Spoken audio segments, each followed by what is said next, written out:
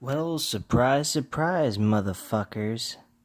I just caught UFC 257, which is what I'm going to be discussing here tonight. Going over this entire main card for the pay-per-view. What a fucking fun show this was.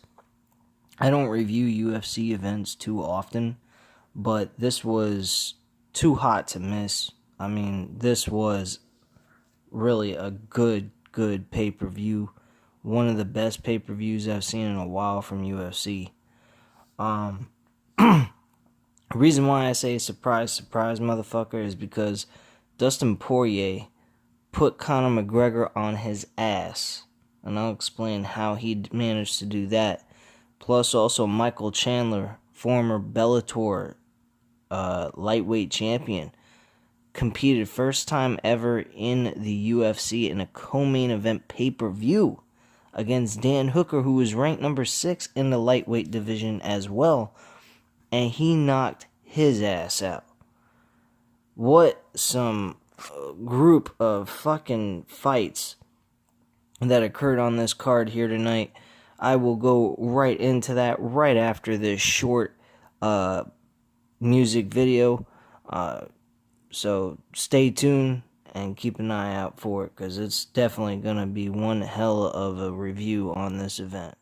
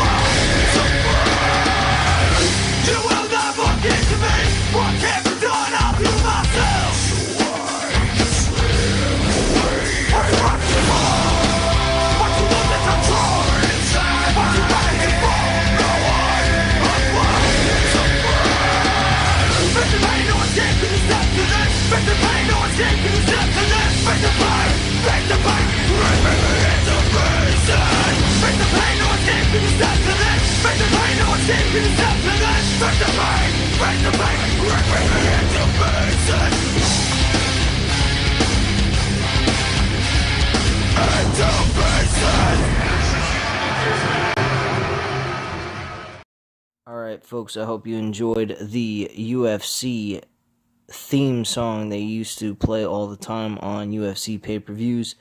So let's get right into the very first match. The bout was between Marina Rodriguez and Amanda Ribas.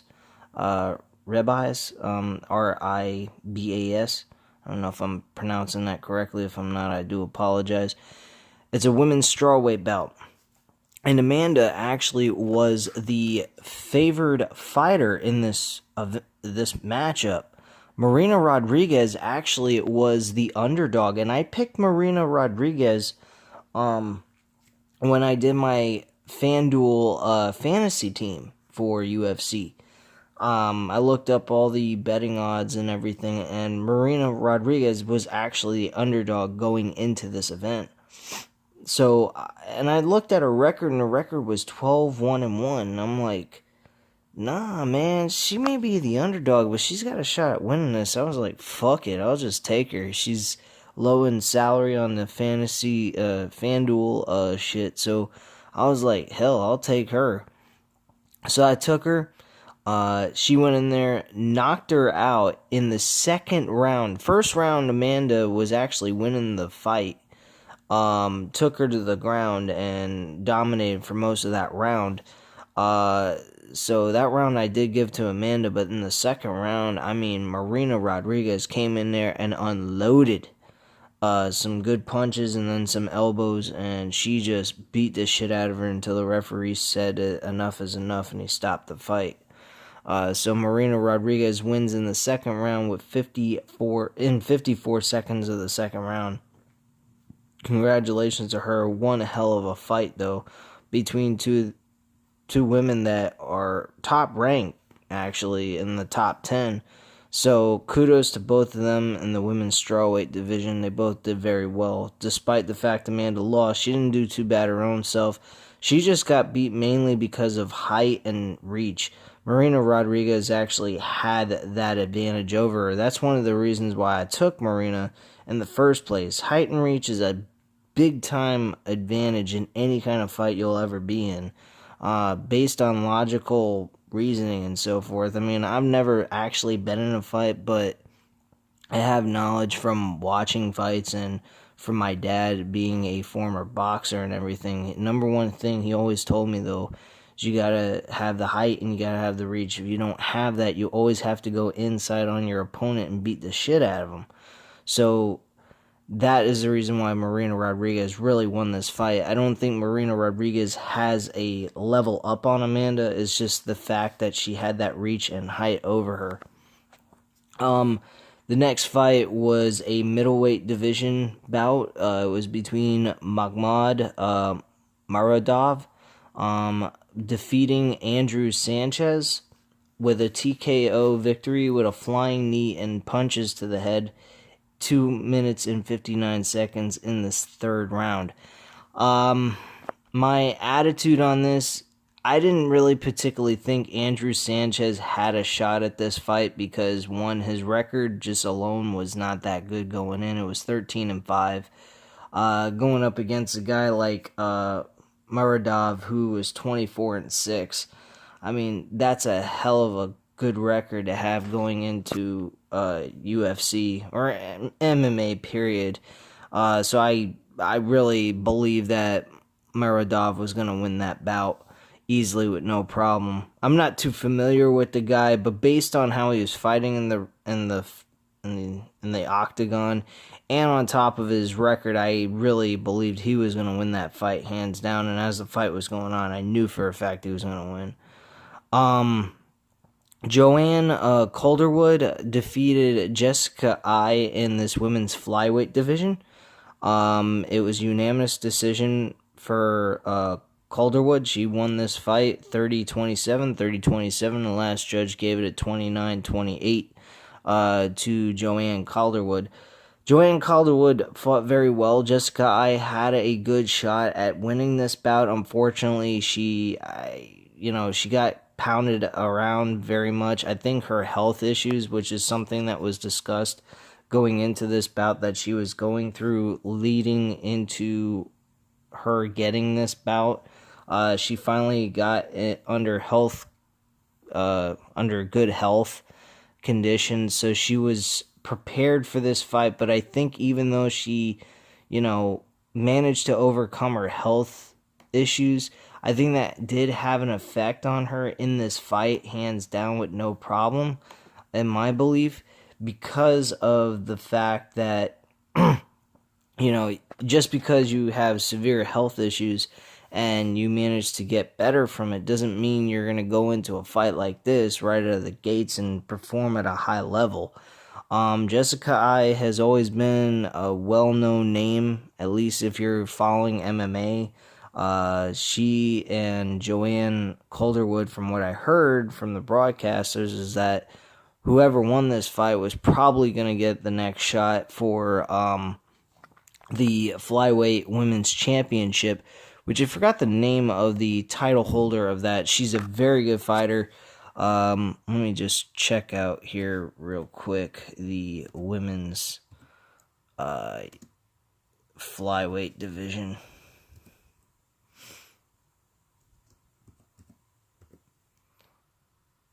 Here we go.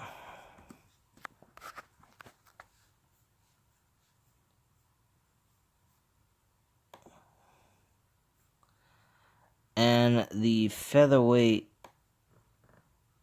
or the flyweight divisions, is Valentina Shevchenko. which she is a very challenging opponent, very well skilled in all aspects of the sport between boxing, kickboxing, wrestling, Muay Thai, clinching, and all kinds of shit. She is just well established in all those aspects in MMA, which makes her very lethal. To me, she reminds me of George St. Pierre in the women's division. Very hard to defeat. It's going to take a very strong-willed person to be able to beat her. I don't think Calderwood is going to be that person if she does get that shot. I think she'll give her a hell of a fight, but I don't see her as somebody that's going to take the title off of her unless she does some major changes to her game.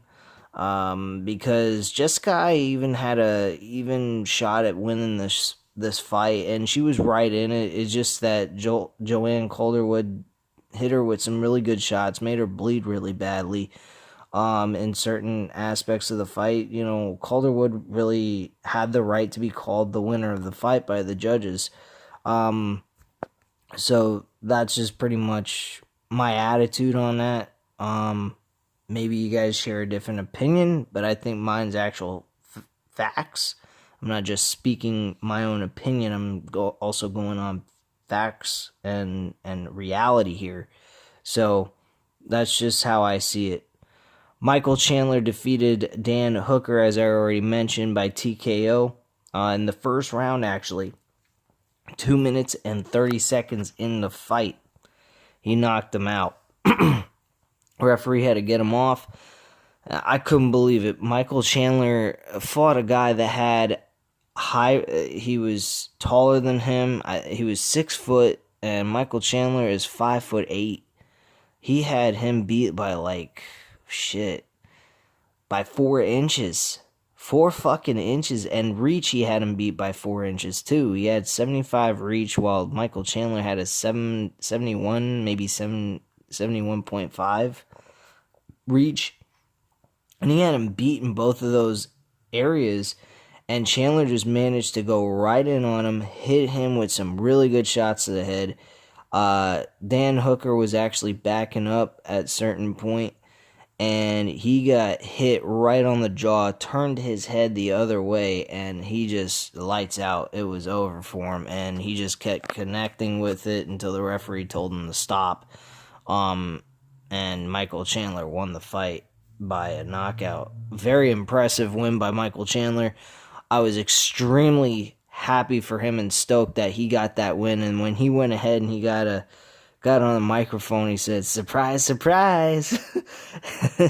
And he's calling out Dustin Poirier, Conor McGregor, and even Khabib if he decided to come out of retirement and get back into the ring.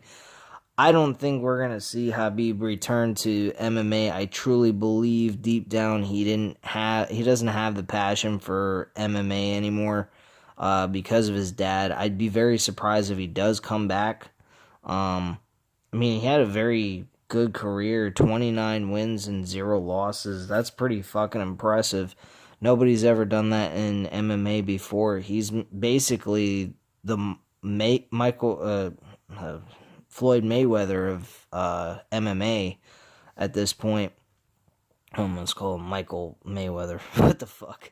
Anyway, yeah, Khabib is a very talented fighter. For him to come back and compete, I don't see anything wrong with it, but I would be a little surprised because I thought that, based on his reasoning for leaving was because of his dad, and his dad passed away from the COVID-19. So I don't see the point of him coming back and ever competing again. If that's true, that his dad was his passion to actually compete in this sport.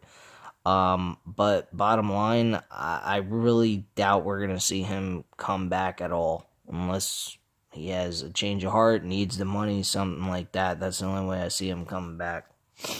But Michael Chandler, very impressive debut in UFC.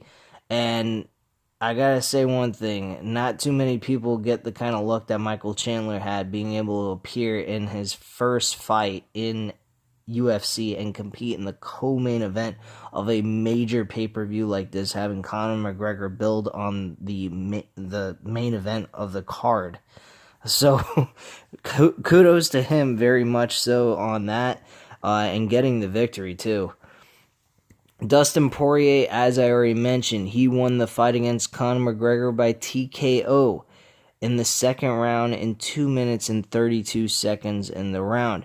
Now, it wasn't just based on the fact that, yeah, he knocked him out and punched him in the face and stuff. Conor McGregor was actually doing really well in the first round and even the second round for that matter.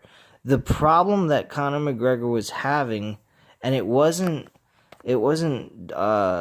stamina or anything like that. It was more along the lines that Dustin Poirier noticed something, and I notice it myself all the time about Conor McGregor. He has a very wide stance. He likes to take control of the entire fight and have a wide space. So what did Dustin Poirier do? He actually kicked him in the calf muscle in his league foot. Which led to him having problems standing on his feet or putting enough power into his punches. And when Dustin Poirier started unloading with some decent shots on Conor McGregor, because Conor McGregor doesn't have the greatest defense in the world, he's pretty good at what he does. He knows how to counter punch and stuff like that, and he can, dodge out of punches and stuff, and really look like he's a great boxer, counter puncher type of fighter. But at the end of the day, when you lose the ability to move around on your legs, and one of your legs is all fucked up, it's kind of hard to do what you need to do, and you also throw good punches. Especially if you get stunned, you're going to stumble and fall on your ass very easily than you would if you had two legs that were working properly. So eventually, Conor McGregor did get hit with a decent shot to the head. It stunned him. And Dustin Poirier just started unloading, and he won the fight with a TKO knockout by the referee stopping the fight. So kudos to Dustin Poirier. I am so happy for him. I actually took Conor McGregor in my FanDuel lineup for this event, because I really thought Conor McGregor was going to win this, possibly, but I figured it was going to be a lot closer than their last fight, and Dustin Poirier just, I had a feeling he had a shot, but I was going to go with the favorite in this situation. But Dustin Poirier definitely surprised me, and I'm extremely happy that Dustin Poirier managed to pull off a humongous victory like this against a guy like Conor McGregor. I'm not a fan of Conor McGregor. I used to be. My issues with Conor McGregor doesn't have anything to do with him inside the octagon. It's what he does outside of it. He does a lot of stupid shit. He's also being put on charges for some assault shit that he did in on some woman, which I find rather very distasteful. It gives UFC a black eye as a whole. That's something Dana White, I don't understand why he keeps putting up with this outside of the fact of the money he brings in. That's the only explanation I can come up with. The same thing with Jon Jones. Jon Jones has had so many opportunities to improve his life and get a hold on what he does in his own personal life so it doesn't affect his professional life. And it's just like these two guys are the top guys in the sport, and yet at the same time they're just fucking dumbasses outside the octagon. It makes no fucking sense to me. So that's my main reason why I'm not a fan of Conor McGregor's. I love his, his trash talk. He's a trash talking motherfucker, but personally, this fight he was very professional, which I found nice. Coming from him. Usually he's an asshole when it comes to going into a fight, talks a lot of trash, says a lot of mean, nasty shit. But with Dustin Poirier, he seemed very friendly with him. His attitude was, I'm just going to go in here and I'm going to win. It wasn't saying, I'm going to kill you, I'm going to destroy you, you piece of shit, blah, blah, blah. He just He just wanted to win the fight and move up in the rankings so he could get a title shot or actually become the champion. They're not sure yet what they're going to do with the title, the lightweight championship yet. Whether they're going to have select 2 opponents, Dustin Poirier being one of them, and then him facing another opponent for him to go up against to crown the official and undisputed UFC lightweight champion of that division. So Dustin Poirier, in his mind, he is the UFC lightweight champion. He figured that him and Conor McGregor were the 2 guys of that weight class. So if either one of them won, he figured they should have been the champion. Since he won, of course, he should be the champion in his mind. But truth of the matter is, guys, this was a fun fucking event. Well worth it. If you went out and you spent the money to watch this pay-per-view, you definitely didn't waste your fucking money. I will admit that to anyone that bought this freaking pay-per-view. I certainly did, and I'm extremely happy that I did, because it was well worth the fucking money. Bottom line, I'm extremely ecstatic for Dustin Poirier. Michael Chandler, holy shit, dude. I just couldn't believe Michael Chandler won that fight. It was fucking surprising as hell. I thought Dan Hooker, and they were hyping Dan Hooker up. I really thought maybe he was going to lose, but he didn't, and he won that fight, and thank goodness, man. He definitely made Bellator look very proud, because he was made in Bellator. He built his name in that promotion, and him coming into UFC as a fucking nobody, just built up a name in Bellator and came in the biggest promotion in MMA and just beat their ranked number 6 fighter in lightweight fighting. Just fucking unbelievable, guys. So anyway, at this time, guys, you know what to do. Hit the like button if you like this video. Hit the subscribe button if you're not already subscribed to the channel. And leave a comment down below. I'll definitely get back to you on that. And I thank you very much for watching. Just before I close out this video, I just want to give you guys a heads up on the remaining like reviews or any kind of upcoming videos coming up. I may upload a video on the SmackDown event that happened this past Friday, and may review it tomorrow on Sunday. If you don't see it come up, that's probably because I just decided not to, or I didn't have the time to get around to it. Monday Night Raw, I'm definitely going to be reviewing. It'll probably be the very last Raw review I ever do, depending on how the Royal Rumble goes. If the Royal Rumble turns out to be good, great. If it turns out to be where Goldberg wins, you guarantee, and you're never seeing me doing another review on Raw or SmackDown. I'll give you guys the reviews on the pay-per-views, even though, yeah, I said before I wouldn't do it ever again if Goldberg won, but I know I'm backing out on what I said, but I can't do without doing a WWE review at least once a month on the pay-per-views. The week-to-week episodes, I can't do them. If they gotta have Goldberg as their champion, they don't need me as a viewer and me reviewing their shit. I should just boycott their garbage at the end of the day. But anyway, guys, I thank you very much for watching. I hope you have a great night, and I hope you enjoyed this video, and I will speak to you guys very soon. Bye.